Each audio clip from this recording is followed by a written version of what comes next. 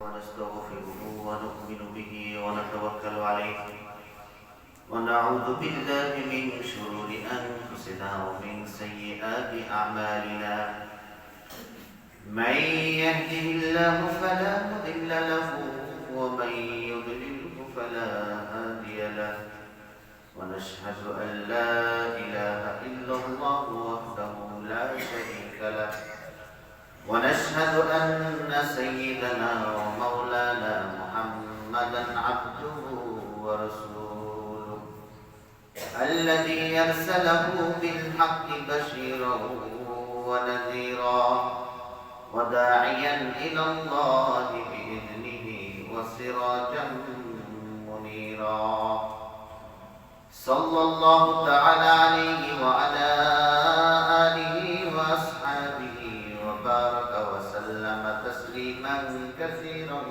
كثيرا فقد قال الله تبارك وتعالى في كلامه المجيد وفرقانه الحميد أعوذ بالله من الشيطان الرجيم ولقد كتبنا في الزبور من بعد الذكر أن الأرض يرثها عبادي الصالحون وقال النبي صلى الله عليه وسلم أرأيتم لو أن نهرا بباب أحدكم يغتسل فيه كل يوم خمسا هل يبقى من درنه شيء قالوا لا يبقى من درنه شيء قال فذلك مثل الصلوات الخمس يمحو الله بهن الخطايا أو كما قال عليه الصلاة والسلام آمنت بالله صدق الله مولانا العظيم وصدق رسوله النبي الكريم ونحن على ذلك من الشاهدين والشاكرين والحمد لله رب العالمين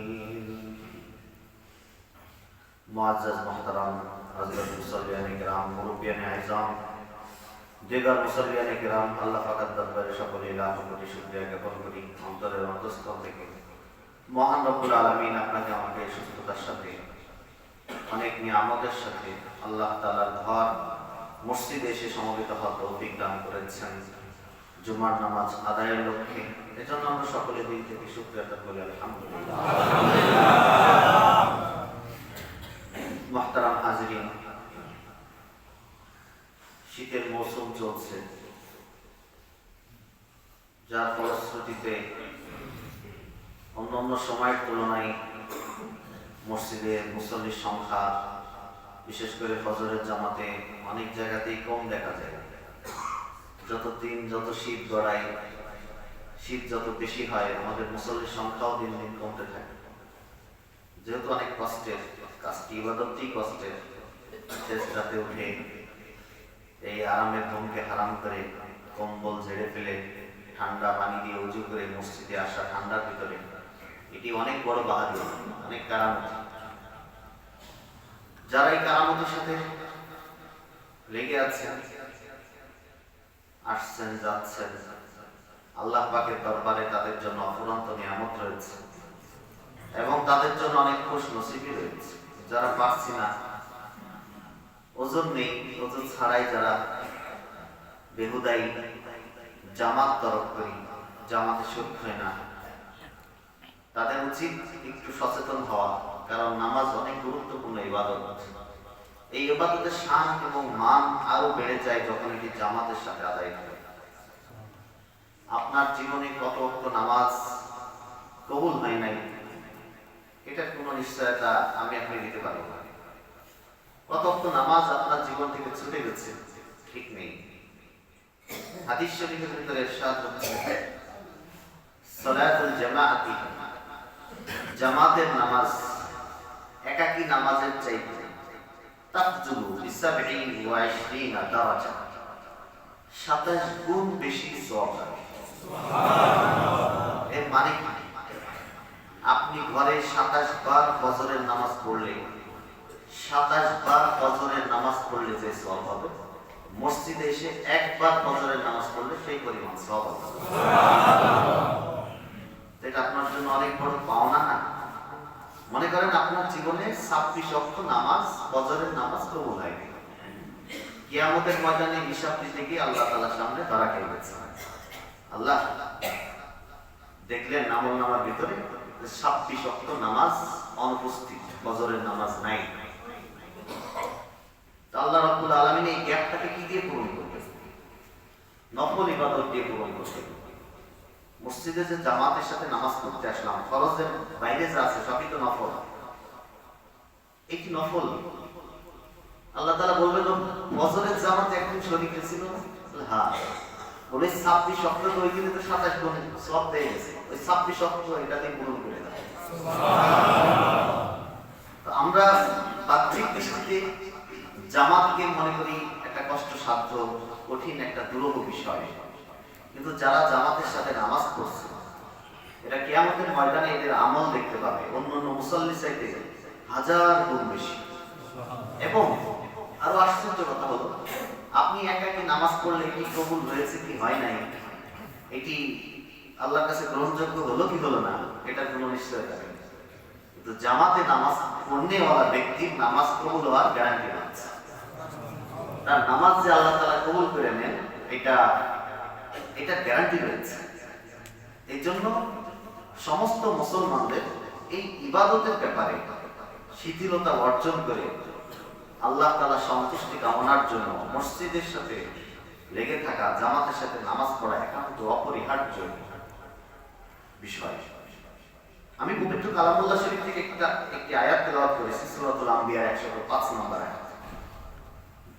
আল্লাহ রাব্বুল আলামিন এই আয়াতের ভিতরে ইরশাদ করে দিয়েছেন, এই পৃথিবীর প্রতিনিধিত্ব কাদের করা উচিত, কাদের দেশ পরিচালনা করা উচিত, কাদের নেতৃত্ব দেওয়া উচিত, কে কোন ধর্মীয় প্রতিষ্ঠান, কে কোন জায়গা, পৃথিবীর সব জিনিস কোন শ্রেণীর মানুষের পরিচালনা করা উচিত, কারা চালাবে, এই বিষয়ে আল্লাহ তাআলা বলছেন সূরাতুল আম্বিয়া আয়াত নম্বর 105, ওয়ালাকাদ কাতাবনা ফিজ জাবুরি মিন বা'দি যিকর, আমি জাবুরের ভিতরে লিখে দিয়েছি, কোরআনের পরে কোরআনে লিখে দিয়েছি, জাবুরে লিখে দিয়েছি। কি লিখে দিয়েছি? আন্নাল আরদা ইয়ারিসুহা ইবাদিয়াস সালিহুন, পৃথিবী, জমিন, আর মানে জমিন, এই পৃথিবী নেতৃত্ব দেবে, পরিচালনা করবে, এর উত্তরাধিকার হবে আমার সালেহ বান্দারা, নেককার বান্দারা। সালেহ শব্দের দুটি অর্থ, এক অর্থ হলো যোগ্য, দুই অর্থ, দ্বিতীয় নম্বর অর্থ হলো সৎ। তো এখানে পৃথিবীর নেতৃত্ব, পরিচালনা, পৃথিবীর উত্তরাধিকার হবে সালেহ ব্যক্তিরা। এর ব্যাখ্যা করতে গিয়ে আল্লামা যাহাবী রাহমাতুল্লাহ আলাইহি তার কাবাইরের ভিতরে 223 নম্বর পৃষ্ঠার ভিতরে তিনি উল্লেখ করেছেন, এবং দুরুল মানসুর আল্লামা সুয়ুতী রাহমাতুল্লাহ আলাইহি 5 নম্বর খণ্ডের 686 নম্বর পৃষ্ঠার ভিতরে তিনি বলেছেন, এখানে সালেহুন দ্বারা উদ্দেশ্য হলো যে সমস্ত ব্যক্তিরা জামাতের সাথে নামাজ পড়ে, ওই সমস্ত ব্যক্তিরা। সুবহানাল্লাহ। দুইটা কথা, জমিন তারাই প্রতিনিধিত্ব করবে যারা সালেহ। সালেহ দুটি শাব্দিক অর্থ আছে, এক হলো যোগ্য, দুই নম্বর সৎ। তো যারা জামাতের সাথে নামাজ পড়ে এদের ভিতরে এই দুইটা গুণ থাকা লাগে, তারা অবশ্যই যোগ্য প্লাস সে ব্যক্তি সৎ। যদি সৎ না হয় 5 ওয়াক্ত নামাজ জামাতের সাথে তার কখনোই পড়া সম্ভব হবে না। অসৎ ব্যক্তি কখনোই জামাতের সাথে 5 ওয়াক্ত নামাজ আদায় করতে পারবে না। সব নামাজ আদায় করতে পারলেও ফজর, আসর, এই 2 ওয়াক্ত নামাজে নিয়মিত কখনোই দেখতে পাবেন না। যারা নিয়মিত ফজরের নামাজে শরীক হতে পারে, আসরের নামাজে শরীক হতে পারে, বুঝবেন এর ভিতরে সালাহিয়াতের গুণ রয়েছে, সততার গুণ রয়েছে, যোগ্যতা, পরিচালনা করার যোগ্যতা তার ভিতরে রয়েছে। আপনারা ভুল বুঝেন না, সবসময় আমি বলে থাকি ওয়াজ তো হয় কোরআন হাদিস থেকে, ঠিক না? কোরআন হাদিসে তো 1450 বছর আগে যে সমস্ত কথাগুলি বলে দিয়েছে ওগুলি আমাদের লাইফের সাথে মিলে যায়। তো অনেকেই মনে করে হুজুর যে বয়ান করছে যে আমার লাইফের সাথে যে মিলে যাচ্ছে, হুজুর কি আমাকে টার্গেট করে বলছে? আমি তো বারবার বলি ভাই, আমি এখানে প্রত্যেকের জীবনী স্টাডি করে আসি, প্রত্যেকের লাইফ নিয়ে আমি স্টাডি করার জন্য মসজিদেও আসি। বাস্তবসম্মত ওয়াজ যখন করা হয় কোরআন হাদিসের আলোকে, আমি আগেই বলেছি Islam is complete code of life. জীবনের প্রতিটি সেক্টরে ইসলামের দিক নির্দেশনা আছে।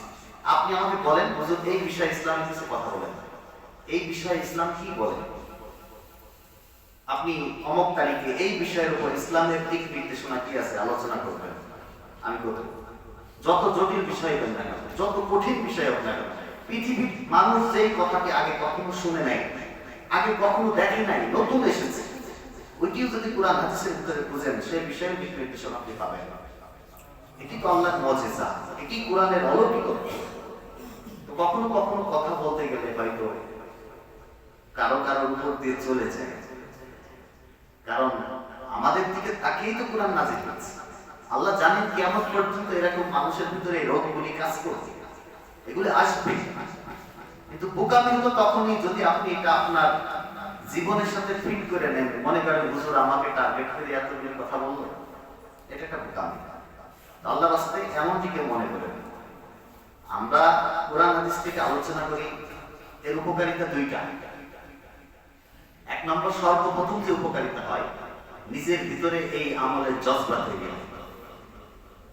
কখনো জামাত ছাড়তে গেলে আজকের আলোচনা যখন কানের ভিতরে আমার মনে পড়বে, আমি মসজিদে আজকে এই বিষয়ে আলোচনা করি, আমি জামাত ছাড়ি কিভাবে, আমি জামাত ছাড়ি কিভাবে, এই চিন্তা আমার ভিতরে কাজ করে। সবাই যে বিষয়ে মসজিদে আলোচনা করি ওইরকম কোনো বিষয় যখন সামনে আসে, ভাই ভাই আমি আমানত সম্পর্কে আলোচনা করে এসে আমি কিয়ামত করছি কিভাবে, এই আলোচনা আমাকে পীড়া দেয়। তো সর্বপ্রথম নিজের ভিতরে ওই জিনিসের প্রতি আমল করার জজবা তৈরি হয়, হিম্মত তৈরি হয়। দুই নম্বর, এই কথার মাধ্যমে কিছু ভাই সতর্ক হয়েছে, তারা আগের লাইফ পরিবর্তন করে তারা নতুন করে আবার ইসলামের দিক নির্দেশনাগুলি মানার চেষ্টা করে। এই ফায়দার দিকে তাকিয়ে বিভিন্ন বিষয়ে আলোচনা করা হয়। ইচ্ছা করলে তো আসমানের উপরের কাহিনী আর জমিনের নিচের কাহিনী দিয়ে আলোচনা শেষ করা যায় না? এক একদিন এক একজনের কিচ্ছা গল্প দিয়ে তো কয়েক জুমা পড়ানো যায়। ইউসুফ আলাইহিস সালামের কিচ্ছা যদি শুরু করি তো মোটামুটি 1 বছর আমি পার করতে পারবো শুধু ইউসুফ আলাইহিস সালামের কিচ্ছা বর্ণনা করে। তো সম্ভব, আমার কোনো শত্রু থাকবে না, কেউ আমার সাথে লাগতে পারবে না। তো হুজুর মাশাআল্লাহ অনেক সুন্দর গল্প বলতে পারেন, তো আমার কোনো শত্রু থাকার কথা না। তো এগুলি বললে কি আমার এই মসজিদের জুমার হক আদায় হবে? আপনারা অনেক আশা নিয়ে, অনেক ভরসা নিয়ে, অনেক দূর দূরান্ত থেকে অনেক মুসল্লি আসে ইসলামের কিছু দিক নির্দেশনা শুনে। তো যাক, কথা লম্বা হয়ে যাচ্ছে। মুহতারাম হাজিরিন, আপনাদের বারবার আমি অনুরোধ করব যে কোনো বয়ান আপনার নিজের দিকে টেনে নেবেন আল্লাহর রাস্তায়। এটি সবার দিকে আমভাবে সারা পৃথিবীর মুসলমানকে লক্ষ্য করে বয়ান করা হচ্ছে। আল্লাহ রাব্বুল আলামিন বলেছেন পৃথিবীর নেতৃত্ব দিবে, পৃথিবীর পরিচালনা করবে তারাই যারা সালেহ। আর এই সালেহ বলতে যারা নামাজ, 5 ওয়াক্ত নামাজ জামাতের সাথে আদায় করে।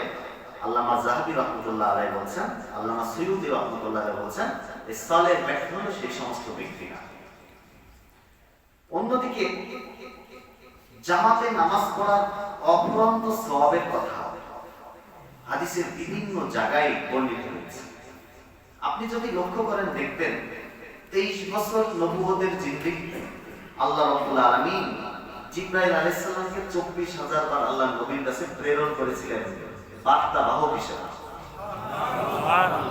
এই 24,000 বার যেই নির্দেশনা আল্লাহ তাআলা দেননি, সব কিছু আসমান থেকে আল্লাহ পাঠিয়ে দিয়েছেন আল্লাহ নবীর কাছে যে এই কাজ করো, এটি করো, এটি করো, এটি করো, এটি করো। আর একটি ইবাদতকে আল্লাহ রাব্বুল আলামিন যখন দিতে চেয়েছেন, সেই ইবাদত দেওয়ার সময় আল্লাহ তাআলা জিবরীলকে পাঠাননি, আল্লাহ নবীকে সরাসরি আরশে মহল্লাতে নিয়ে গেছেন। আল্লাহ সান্নিধ্যে নিয়ে তারপরে বলছেন তোমাকে আমি একটা হাদিয়া দিতে চাই। তোমাকে একটা হাদিয়া দেব। কি সেটি? তুমি তো আমার দরবারে এসেছো, আমার সাথে দিদার করতে, আমার সান্নিধ্যে এসেছো। তুমি যাওয়ার পরে তো মুমিন বান্দারা তারাও চাইবে যে আল্লাহ তাআলার সান্নিধ্য আমরাও পেয়ে যাই। তারা কিভাবে পাবে? তো তাদের পাওয়ার আমি একটা মাধ্যম দিয়ে দিলাম, এই সালাত, নামাজ। নামাজের মাধ্যমে আমি তাদের সাথে কথোপকথন করব। তারা আমাকে নামাজের মধ্যে যদি খুঁজে, তাহলে আমি রব্বুল আলামিনকে তারা পেয়ে যাবে। তো এই গুরুত্বপূর্ণ ইবাদতটি আল্লাহ রব্বুল আলামিন আমাদেরকে দিলেন এবং পড়তে বললেন। জিবরাইল আলাইহিস সালাম জমিনে আসলেন, আল্লাহ নবীকে নামাজ পড়িয়ে দেখিয়ে দিলেন প্র্যাকটিক্যালি, এইভাবে নামাজ পড়তে হবে, এইভাবে রুকু করতে হবে, এই সময়ের ভিতরে এই নামাজ পড়তে হবে, এইভাবে সেজদা করতে হবে। এভাবে আল্লাহ নবীকে সব নামাজ পড়িয়ে পড়িয়ে দেখিয়ে দিলেন। আল্লাহ নবী সেভাবে সে নামাজ অনুশীলন করলেন, সাহাবায়ে কেরামকে শিক্ষা দিলেন। এই জন্য এই নামাজটিকে একত্রিত হয়ে সমস্ত মুসলমান এক জায়গায় হয়ে, মহল্লাবাসী এক জায়গায় হয়ে নামাজ পড়ার জন্য তাগিদ কেন দেওয়া হয়েছে? আল্লাহ তাআলা জানেন এই পৃথিবী পরিচালনা করতে, আগের আয়াতটি মনে রাখবেন, এই পৃথিবীর ভিতর বসবাস করতে হলে মানুষ যেহেতু সামাজিক জীব, এরা সমাজবদ্ধভাবে বসবাস করে, একাকী থাকে না। হিংস্র প্রাণীর মতো তারা ওই দূর দূরান্তের বনবাসে থেকে তাদের জীবিকা নির্বাহ করে। আমরা এরকম না, আমরা সবাই এক জায়গায়, এক প্ল্যাটফর্মে এক জায়গায় বসবাস করি। তো এই সামাজিক জীব হিসাবে আমাদের বসবাস করতে হলে পরস্পরের সৌহার্দ্য, সম্প্রীতি, ভ্রাতৃত্ব এটি খুবই জরুরি। যদি আপনার এবং আমার মাঝে কোনো অন্তরায় থাকে, কোনো প্রাচীর থাকে, বড় লোক আর গরিবের যদি কোনো প্রাচীর থেকে যায়, কালো এবং সাদার যদি কোনো অন্তরায় থেকে যায়, বড় এবং ছোটের যদি কোনো ব্যবধান থেকে যায়, সামাজিক অসামাজিকের যদি কোনো তারতম্য থেকে যায়, আরবি অনারবির মধ্যে যদি কোনো একটা অন্তরায় থেকে যায়, সেই অন্তরায় যতক্ষণ পর্যন্ত থাকবে এটা সামাজিক জীব হিসাবে পৃথিবীতে বসবাস করার যোগ্য থাকে না, যোগ্য থাকে না। এই যোগ্যতা তৈরি করার জন্য আল্লাহ রাব্বুল আলামিন নামাজকে একসাথে পড়তে বললেন। লা ফাদলা লি আরাবিয়্যিন আলা আজামিয়্যিন, কোন আরবের অনারবের উপরে কোনো প্রাধান্য নেই, কোন ধনী গরিবের উপরে কোনো প্রাধান্য নেই, কোন কালো সাদার উপরে কোনো প্রাধান্য নেই, আমির এবং ফকিরের মধ্যে কোনো প্রাধান্য নেই। একজন কোটিপতি আর একজন রাস্তার ভিক্ষুক একই কাতারে দাঁড়িয়ে, একই সাথে গায়ের সাথে গা মিলিয়ে, কাঁধের সাথে কাঁধ মিলিয়ে, ধনী গরিব বড় ছোট সর্বশ্রেণীর মানুষ সারিবদ্ধ হয়ে যখন নামাজ পড়ে, এই দৃশ্যটি যখন প্রতিদিনে 5 বার করে ঘটতে থাকে, কতক্ষণ পর্যন্ত অন্তরের ভিতরে বিদ্বেষ লুকিয়ে রাখে? কতক্ষণ পর্যন্ত আমিরত্ব তার টিকিয়ে থাকবে? একজন ধনীর বড়ত্ব, অহংকার কতক্ষণ পর্যন্ত দিলের ভিতরে থাকবে? পাশাপাশি যখন দিনে 5 বার দাঁড়াবে, ভেঙে চুরমার হয়ে যাবে। আল্লাহ রাব্বুল আলামিন যখন এই প্রাচীর ভেঙে যাবে বলেন, তখনই সে সমাজে বসবাস করার উপযুক্ত হবে এবং সে নেতৃত্ব দানের যোগ্য হবে। আপনি একটা নেতা, আপনি কোনো কিছু পরিচালনা করেন, পরিচালনা করার জন্য আপনাকে ঘৃণা বোধ ভুলে যেতে হবে। কারণ আপনি একজন আমির হিসাবে, শাসক হিসাবে আপনার প্রজাকে আপনি ঘৃণা করতে পারবেন না, কারণ সেও মানুষ। আপনি বাড়ির মালিক তো কি হয়েছে, আপনার দারোয়ানকে আপনি ঘৃণা করতে পারেন না। আপনি কোটিপতি তো কি হয়েছে, রাস্তার ওই ফকির, আল্লাহ চাইলে আপনাকে ওই ফকির বানাতে পারতেন, তাকে আপনি ঘৃণা করতে পারেন না, ছোট্ট নজরে আপনি তাকে দেখতে পারেন না। এই ভেদাভেদ যতদিন পর্যন্ত আপনার ভিতরে থাকবে, আপনি যোগ্য নন। আপনি পৃথিবী পরিচালনার যোগ্য নন, আপনি সমাজ ব্যবস্থা পরিচালনার যোগ্য নন, আপনি কোন দলনেতা হওয়ারও যোগ্য নন। আগে এই যোগ্যতা তৈরি করুন যে না, আমার আর তোমার মধ্যে কোনো পার্থক্য নেই। গায়ের চামড়া কালো হতে পারে, আপনারটা ধলা হতে পারে, ছুরি দিয়ে কেটে দেখুন সবার ভিতরে লাল খুন প্রবাহিত হচ্ছে। আপনার দেহের ভিতর যে রক্ত আছে, একজন ফকিরের দেহের ভিতর সে একই রক্ত আছে। আপনি যেই আদম আলাইহিস সালাম থেকে দুনিয়াতে এসেছেন, একজন ফকিরও সেই আদম আলাইহিস সালামের থেকে ওরজার সন্তান হয়ে দুনিয়াতে এসেছেন। তো আমরা মানুষ হয়ে মানুষের মধ্যে ভেদাভেদের প্রাচীরটা ভুলে যেতে হবে। আল্লাহ রাব্বুল আলামিন এই জন্য যাতে এই ভেদাভেদটা ভুলে যায়, মানুষ এই 5 ওয়াক্ত নামাজ জামাতে পড়ার বিধান দিলেন। আর আশ্চর্য হয়ে যাবে, আপনার সাথে একজনের শত্রুতা আছে, চরম শত্রুতা। যদি 5 বার আপনার সাথে একই রাস্তায় সামনাসামনি হয়, একদিন, দুদিন, 3 দিন, দিনে 5 বার একসাথে আপনি যাচ্ছেন আসছেন, রাস্তা দিয়ে দেখা হচ্ছে, কতক্ষণ মুখ বন্ধ রাখবেন? এমনি মুখ থেকে একবার বের হয়ে যাবে, আসসালামু আলাইকুম ওয়া রাহমাতুল্লাহ। একবার হাসি মুখে সালাম দিয়ে দিয়েছেন, তো সালাম মানে শান্তি, আপনাদের দুজনের অন্তরের ভিতরে শান্তি চলে এসেছে, পূর্বের শত্রুতা ভুলে গেছেন। এই নামাজ জামাতের সাথে পড়ার গুরুত্ব অপরিসীম। আল্লাহ তাআলা বলছেন, এখানেই শেষ নয়, ওয়ানাকুম মা কদ্দামু ওয়া আসারাহুম, সূরা ইয়াসিনের 12 নং আয়াতের ভিতরে আল্লাহ তাআলা বলছেন, মানুষ তার বাড়ি থেকে যে প্রতিটি পদক্ষেপ ফেলে মসজিদে জামাতে শরীক হওয়ার জন্য যে আসে, আমি প্রতিটি পদক্ষেপকে লিখে রাখি, প্রত্যেকটি পায়ের মাপ, সে কয়টি কদম ফেললো, এই কদমগুলিকে আমি লিখে রাখি, কিয়ামতের দিন তার আমলনামায় জমা করে। সুবহানাল্লাহ। আল্লামা তাবারী রাহমাতুল্লাহ আলাইহি তাফসীরের কিতাবের ভিতরে সে কোথায় বলেছেন, এখানে আল্লাহ তাআলা যে বলছেন আসারাহুম, তাদের চিহ্ন লিখে রাখে, চিহ্ন দ্বারা উদ্দেশ্য হলো তাদের পায়ের চিহ্ন। এজন্য সাহাবায়ে কেরাম মসজিদে আসার সময় ছোট ছোট পা ফেলতেন, মসজিদে আসার সময় ছোট ছোট পা ফেলতেন।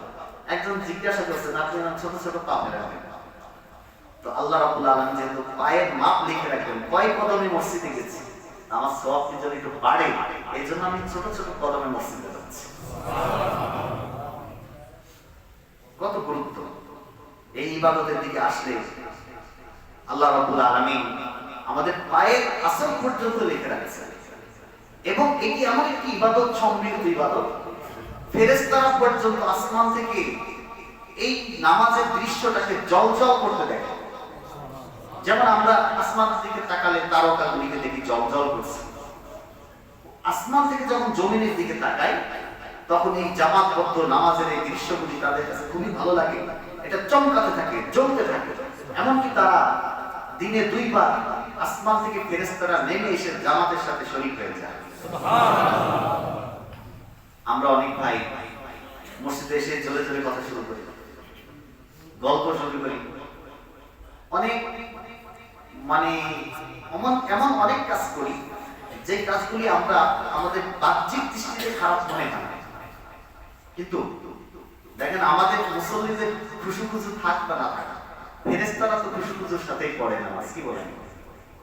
আপনার কাতারের সাথে যে ফেরেশতা আছে, আপনার পাশে যে ফেরেশতা আছে, আপনি তো জানেন না। আল্লাহ নবী হাদিসের ভিতরে বলেছেন যে মানুষ যখন জামাতের ভিতর শরীক হয়, ইয়াতাআকারু ফিকুম মালায়েকাতুন বিল-লাইলি ওয়া মালায়েকাতুন বিন-নাহার, 2 শ্রেণীর, রাতে এবং দিনে 2 শ্রেণীর ফেরেশতা আমাদের জামাতের সাথে শরীক হয়। ওয়া ইসতামিউনা ফি সালাতিল ফাজরি ওয়া সালাতিল আসর, কোন কোন নামাজে শরীক হয় জানেন? মানুষের জন্য যেই 2 নামাজ খুব কঠিন, সবচেয়ে কঠিন, এক নম্বর হলো ফজরের নামাজ। এই ফজরের নামাজের জামাতের ভিতরে একদল ফেরেশতা শামিল হয়। দ্বিতীয় নম্বর হলো সালাতুল আসর, আসরের নামাজ, কারণ এই 2টা মানুষের রেস্টের সময়, ঘুমানোর সময়। এই 2 সময় মানুষ ঘুমিয়ে থাকে, মসজিদে আসতে মন চায় না। তো এই 2 ওয়াক্ত নামাজ মুনাফিকদের জন্য অনেক কঠিন ছিল। তারা অন্যান্য নামাজে আসলেও এই ফজরের নামাজে বিশেষ করে তারা আসতে পারতো না। তো এই জন্যই ফেরেশতারা এসে শামিল হয়, সুম্মা ইয়াউদুল্লাযিনা বাতু বিকুম, রাতে যারা সারা রাত যারা ছিল এরা চলে যায়, সকালে আরেকদল ফেরেশতা আগমন করে ফজরের নামাজে। এরা যখন ফিরে যায়, সারা রাত যারা ডিউটিতে ছিল, নামাজ টিভি দেখছে, এরা যখন উঠে যাওয়ার সময়, আসরের সময় যখন উঠে যাচ্ছে, আল্লাহ তাআলা তাদেরকে জিজ্ঞাসা করেন, আল্লাহ তো জানেন, তারপর জিজ্ঞাসা করেন তাদের মুখ থেকে শোনার জন্য যে অমুক অমুক ব্যক্তিকে, বান্দাদেরকে তুমি কি অবস্থায় দেখে আসলে, তারা কি করছে? তখন এই ফেরেশতারা বলে, তারাকনাহুম ওয়া হুম ইউসাল্লুন, আল্লাহ আমরা তাদেরকে রেখে এসেছি এমন অবস্থায় যে তারা নামাজ পড়ছে। মুত্তাফাকুন আলাইহি, বুখারী শরীফ 555 নম্বর হাদিস। যে এই ফজরের সময় যখন এক দল আসমানে উঠে যায়, আল্লাহ তাদেরকে জিজ্ঞাসা করলে বলে, আমি তোমার বান্দাদেরকে নাম ধরে, অমুকের পুত্র অমুক, অমুক গ্রামের অমুক ব্যক্তি, তাকে দেখে আসলাম ফজরের নামাজে, অমুক ইমাম সাহেব নামাজ পড়াচ্ছেন, এতগুলি মুসল্লি ওই মসজিদের ভিতরে ফজরের জামাতে শরীক হয়েছে। সুবহানাল্লাহ, আল্লাহু আকবার। কিয়ামতের ময়দানে সব থেকে ভয়াবহ দৃশ্য কখন হবে জানেন? যখন আল্লাহ রাব্বুল আলামিন সূর্যটাকে আমাদের মাথার উপরে এনে দিলেন। এই কত লক্ষ মাইল উপর থেকে সূর্য আমাদের তাপ দিচ্ছে। এই শীতের ভিতরেও আপনি একটু রোদে দাঁড়িয়ে থাকেন, দেখেন গা ভেঙে যাচ্ছে। গরমকালে 45-46 ডিগ্রি সেলসিয়াস তাপমাত্রা যখন হয়ে যায়, তখন মানুষ, পশু পাখিগুলি হাঁসফাঁস করতে থাকে। এই বনের হিংস্র প্রাণীগুলি পানির ভিতরে নেমে জিহ্বা বের করে হাঁসফাঁস করতে থাকে। কত কঠিন দৃশ্য হয়ে যায়। এবং বিভিন্ন মাঠের ভিতরে দেখা যায় মাটিগুলি পুড়ে তামা হয়ে গেছে, চৌচির হয়ে গেছে। কিন্তু এই সূর্য যখন আপনার আমার মাথার উপরে ঠিক এক হাত উপরে অবস্থান করবে, আসমান দেখা যাবে না। যখন আসমান নেই, সূর্য মাথার উপরে জ্বলন্ত আঙ্গার, তখন মানুষের মাথার মগজ টকবক করে ফুলবে। কিন্তু আল্লাহ তাআলা মৃত্যুকে শেষ করে দিবেন, মানুষ মরবে না, জানবে হবে না। আপনার জান আপনার ভিতরেই থাকবে। মাথার মগজ টকবক করে ফুটবে, আর এদিক দিয়ে গলে গলে পড়বে চারিদিকে। দেহের রক্ত মাংস এগুলি গলে গলে দেহ থেকে খসে খসে পড়বে। আর মানুষের দেহের রক্ত ঘাম পুষ মিশ্রিত এই জমিনের ভিতরে ছড়িয়ে পড়বে। আর সেই ভিতরে মানুষ হাবুডুবু খেতে থাকবে। কঠিন দৃশ্য। সেই গরম টকবকে ফুটন্ত পানির ভিতরে, পুজের ভিতরে মানুষ যখন হাবুডুবু থাকবে, সে আরশের ময়দানে কোথাও কোনো জায়গায় ছায়া থাকবে না। একটি জায়গায় ছায়া থাকবে, আল্লাহর আরশের ছায়া। যারা জামাতের সাথে নামাজ পড়ে, 5 ওয়াক্ত নামাজ যারা জামাতের সাথে পড়ার আপ্রাণ চেষ্টা করে, আল্লাহ রাব্বুল আলামিন তাদেরকে সেদিন ওই ছায়ায় দেখে নেবেন। 7 ব্যক্তিকে আল্লাহ তাআলা আরশের নিচে ছায়া দিবেন। এর ভিতরে এক ব্যক্তি হলো এমন রাজুলুন কলবুহু মুআল্লাকুন বিল মাসাজিদ, বুখারী শরীফ 660 নম্বর হাদিস। আল্লাহ নবী বলেন, এই 7 ব্যক্তির ভিতরে এক ব্যক্তি এমন থাকবে, যেই ব্যক্তি তার দেহটা, তার অন্তরটা সবসময় মসজিদের সাথে লটকানো। মসজিদে ছাড়া তার ভালো লাগবে না, জামাত ছাড়া তার মজা লাগবে না, আনন্দ পাবে না। এমন ব্যক্তিকে আল্লাহ তাআলা ওই দিন ওই কঠিন পরিস্থিতিতে আল্লাহর সান্নিধ্যে আরশের ছায়ার নিচে দাঁড়িয়ে ডেকে দিবেন।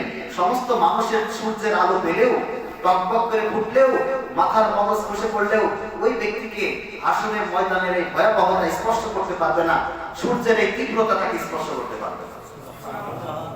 আল্লাহু আকবার। এজন্য মুহতারাম হাজরিন, আল্লাহ রাব্বুল আলামিন এই জামাতের এত ফজিলত, এত গুরুত্ব কেন দিয়েছেন সে কথা আমি আগেই বলেছি। কারণ আমাদের মানুষ হতে হলে এই পরস্পর সৌহার্দ্য সম্প্রীতির বিকল্প নেই। জামাত আমাদের তাই শিক্ষা দেয়।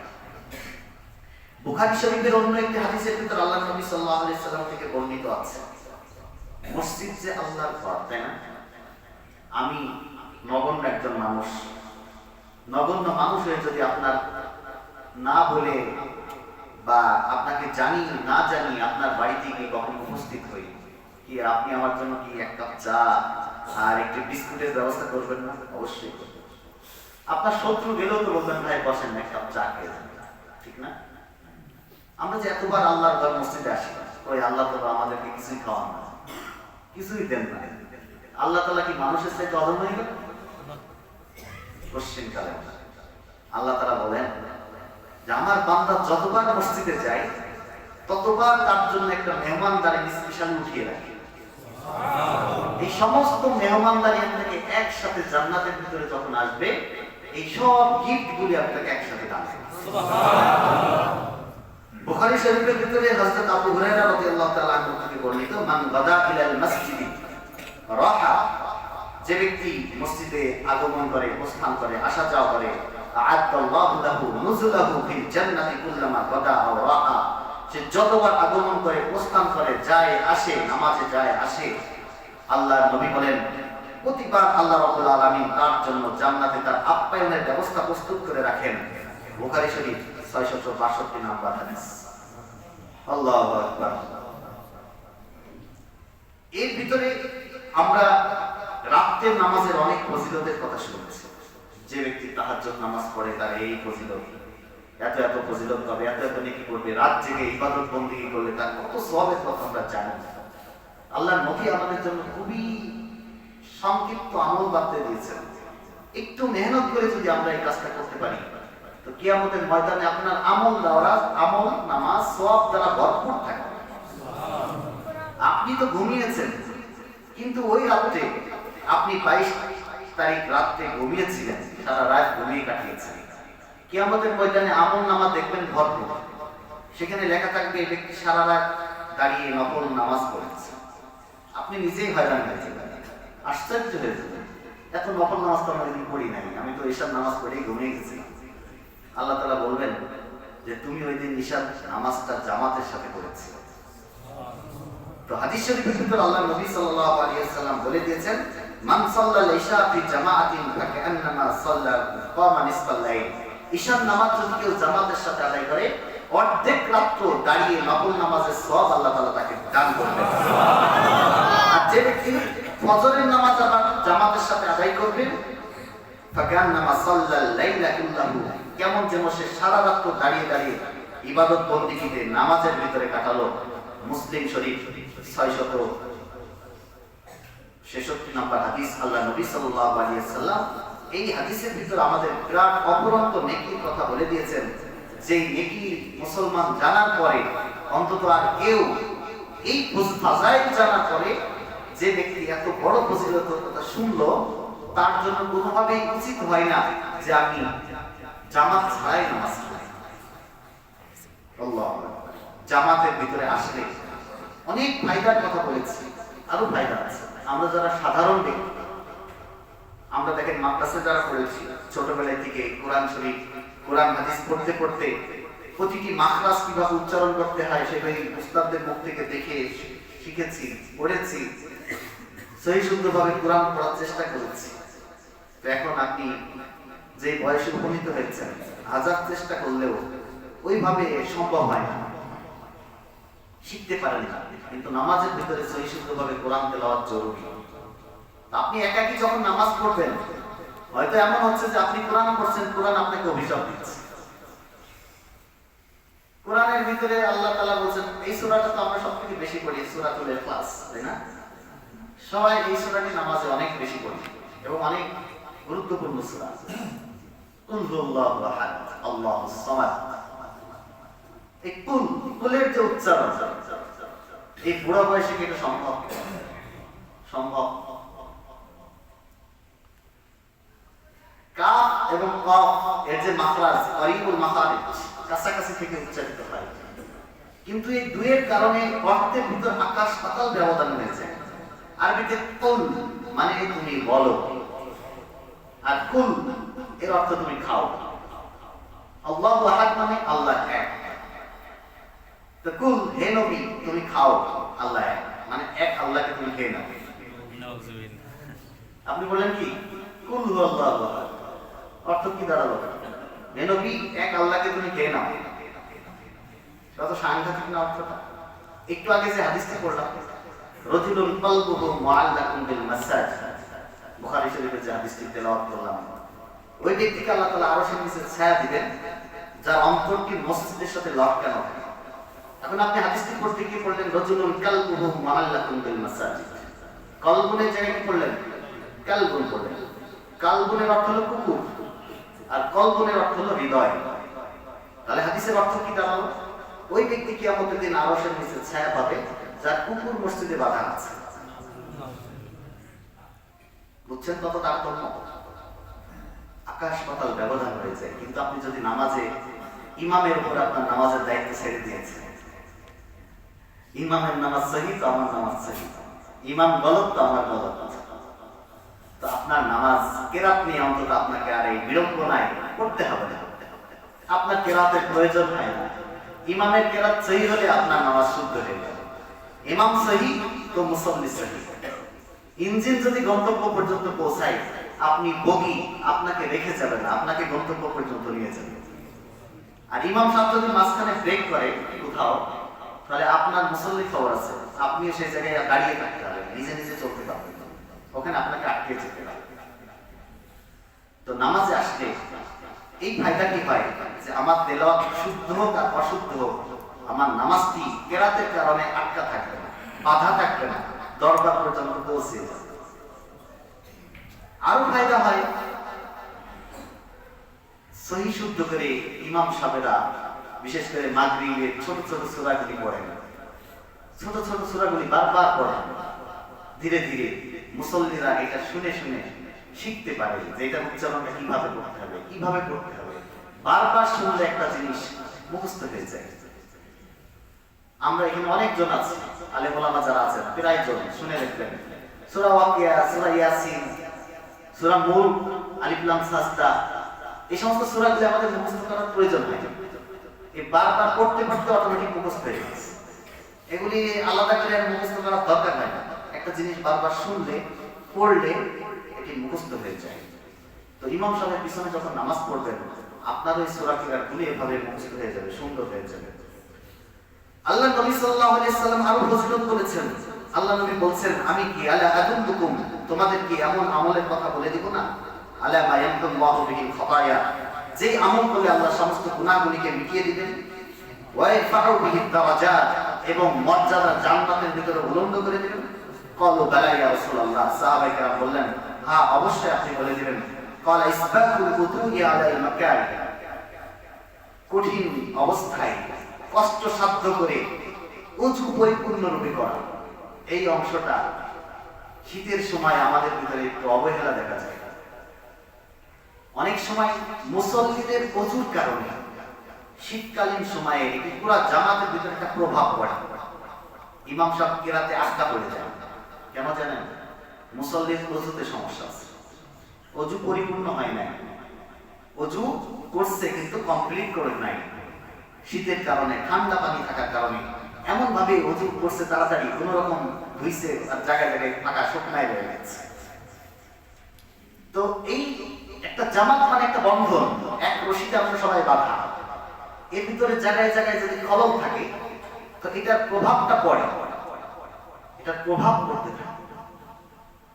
তো আল্লাহ নবী এখানে স্পেশালি বলে দিয়েছেন কষ্ট হবে, কষ্ট করেও যারা ওযু করবে আল্লাহ তাআলা তাদের গুনাহগুলিকে মাফ করে দিবেন, জান্নাতে তাদের মর্যাদা বুলন্দ করে দিবেন।